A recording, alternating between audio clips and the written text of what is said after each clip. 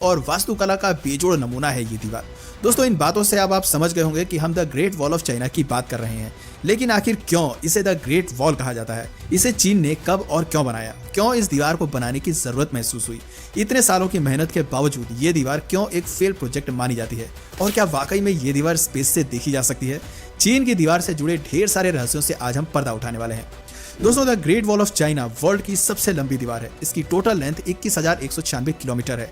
ये लंबाई इतनी है जितने में आप आधी धरती का चक्कर लगा सकते हैं। भारत में कश्मीर से कन्याकुमारी को 6 बार नाप दिया जाए तब जाकर इस दीवार की लंबाई की बराबरी हो पाएगी।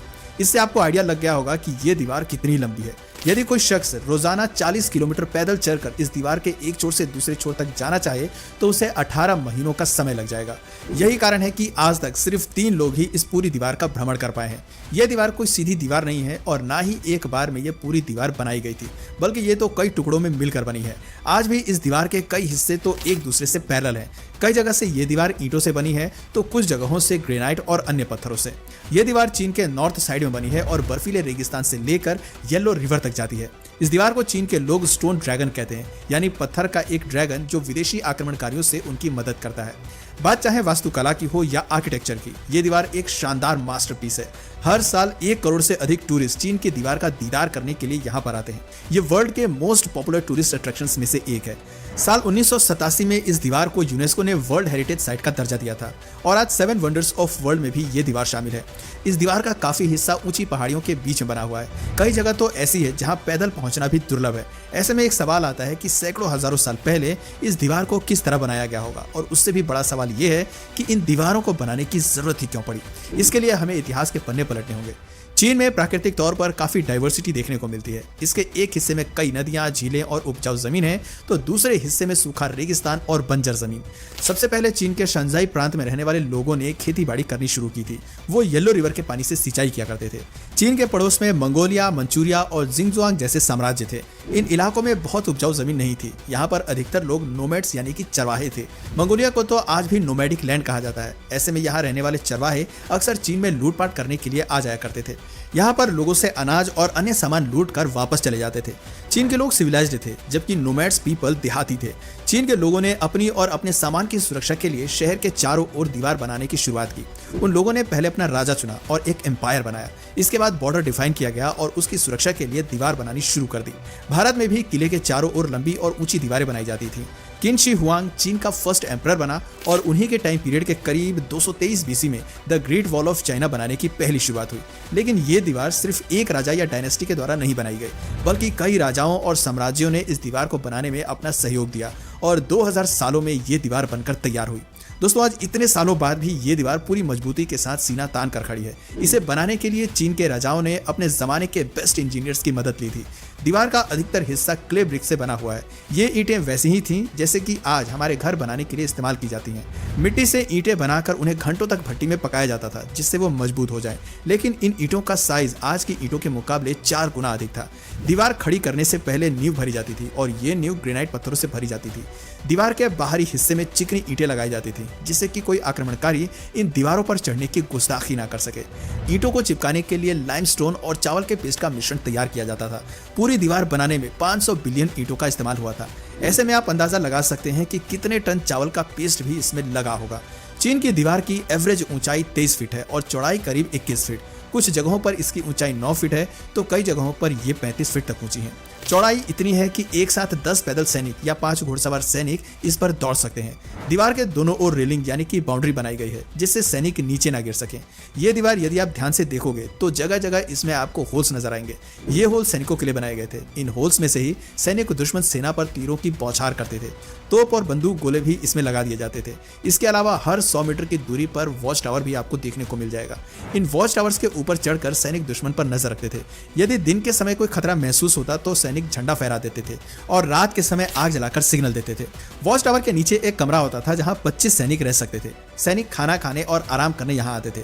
पूरी चीन की दीवार में ऐसे 25,000 वॉच टावर्स आपको देखने को मिल जाएंगे। यदि कोई दुश्मन नजदीक आता या फिर दीवार पर चढ़ने की कोशिश करता तो सैनिक उस पर बड़े बड़े पत्थर फेंक देते थे। थोड़ी ऊंचाई से देखने पर यह दीवार किसी सांप जैसे लगती है। एक और बात जो शायद आपने भी बचपन में सुनी होगी वो ये है कि यह दीवार स्पेस से भी दिखाई देती है, लेकिन असल में इस बात में कोई सच्चाई नहीं है। अंतरिक्ष से या चांद से चीन की यह दीवार नजर नहीं आती। अगली बार अगर आपसे कोई ये बात कहे तो उससे आप सच बता सकते हैं। इस दीवार के अंदर कई खुफिया सुरंग और दरवाजे भी बने हुए हैं। ये रास्ते सिर्फ चीन के सैनिकों को ही पता थे। इनसे वो एक जगह से दूसरी जगह बहुत कम समय में पहुंच सकते थे। कुछ हिस्टोरियंस का ऐसा भी मानना है कि इन गुप्त दरवाजों से चीन के सैनिक मंगोल में प्रवेश करते थे और वहां पर लूटपाट कर वापस आ जाते थे।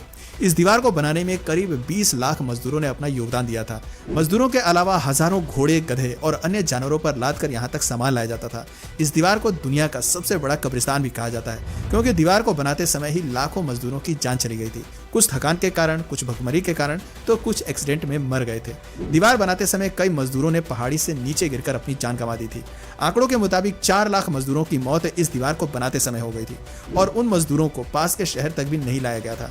दीवार के बराबर में ही गड्ढा खोदकर मजदूरों की लाश दफन कर दी जाती थी, इसलिए इसे सबसे बड़ा कब्रिस्तान भी कहा जाता है। दोस्तों, इस दीवार को बनाने का मकसद सिर्फ दुश्मनों की एंट्री पर रोक लगाना नहीं था, बल्कि प्रसिद्ध सिल्क रूट की सुरक्षा को देखते हुए भी यह दीवार इंपॉर्टेंट मानी जाती है। सिल्क रूट पर जो व्यापारी सामान लेकर ट्रेवल करते थे उन्हें बीच में ही लूट लिया जाता था। उस समय दुनिया भर में सिल्क की डिमांड काफी अधिक थी। सिल्क रूट से व्यापारियों की सुरक्षा को ध्यान में रखते हुए भी ये दीवार बनाई गई थी। इस दीवार को बनाने में मजदूरों के साथ जेल में बंद मुजरिम, आम लोग, सैनिकों और फोर्स्ड लेबर को भी काम में लगा दिया जाता था। काम जल्दी खत्म करने के लिए कई राजाओं ने तो मजदूरों पर खूब जुर्म और अत्याचार भी किए थे। दिन भर उनसे काम कराने के बाद पेट भर खाना भी उन्हें नसीब नहीं होता था। इस दीवार को बनाने वाले राजाओं का नाम भले ही इतिहास के पन्ने में दर्ज है, लेकिन कई राजा और डायनेस्टी इस दीवार को बनाते बनाते कंगाल हो गए थे। आज यदि ऐसी दीवार बनाने की कल्पना भी की जाए तो सैकड़ों बिलियन डॉलर्स खर्च हो जाएंगे। उसके बाद भी इतनी मजबूत दीवार बन पाएगी, इसकी कोई गारंटी नजर नहीं आती। हैरानी की बात यह है कि इतनी मजबूत और बड़ी दीवार होने के बाद भी ये एक फेल्ड प्रोजेक्ट मानी जाती है। कई इतिहासकार चीन के इस दीवार को व्यर्थ बताते हैं। ऐसा इसलिए क्योंकि इस दीवार के बनने के बावजूद मंगोलों और विदेशी आक्रमणकारियों ने चीन पर हमला किया। यह दीवार उन आक्रमणकारियों को रोकने में कामयाब नहीं हो पाई। 13वीं सेंचुरी में चंगेज खान इस दीवार को लांघ कर चीन में घुस गया था और उसने चीन में खूब तबाही मचाई। इसके बाद इस दीवार का दायरा और बढ़ा दिया गया। साल 1550 में मंगोल्स ने एक बार चीन की ये महान दीवार पार कर ली थी। बीजिंग और अन्य प्रांतों में खूब लूटपाट और तबाही मंगोलों ने मचाई। असल में मंगोल के चरवाहे हमेशा से ही निडर और बहादुर लड़ाके रहे हैं। साल 1644 में मांचू कबीले के लड़ाकों ने चीन में एंट्री की और तख्ता पलट कर दिया। इसके बाद चीन में मिंग डायनेस्टी का राज खत्म हो गया और किंग डायनेस्टी ने कब्जा कर लिया, जो 20वीं सेंचुरी तक जारी रहा। इस डायनेस्टी के दौरान मंगोल भी चीन का एक पार्ट बन गया था और क्योंकि मंगोल्स के खतरे से बचने के लिए ये दीवार बनाई गई थी, ऐसे में ये दीवार पूरी तरह से वेस्ट हो गई थी। वर्ल्ड वॉर 2 में भी चीन की इस दीवार की महत्वपूर्ण भूमिका देखने को मिली। यहीं पर चीन अपने सोल्जर्स को ट्रेनिंग दिया करते थे। इसके अलावा जापान की आर्मी को रोकने में इस दीवार ने काफी मदद की।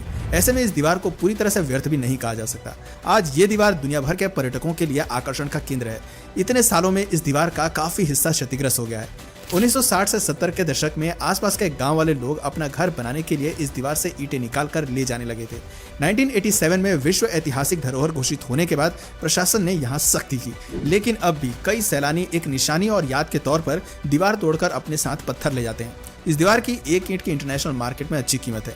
रोक लगाने के बावजूद ईंटों की तस्करी यहाँ से की जाती है, जिसे यदि जल्दी नहीं रोका गया तो दीवार का एक और बड़ा हिस्सा जल्दी ही क्षतिग्रस्त हो जाएगा।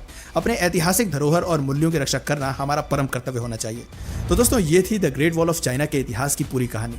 उम्मीद करता हूँ आपको ये जानकारी पसंद आई होगी और आपको अपने प्रश्नों के जवाब इस दीवार से रिलेटेड मिल गए होंगे।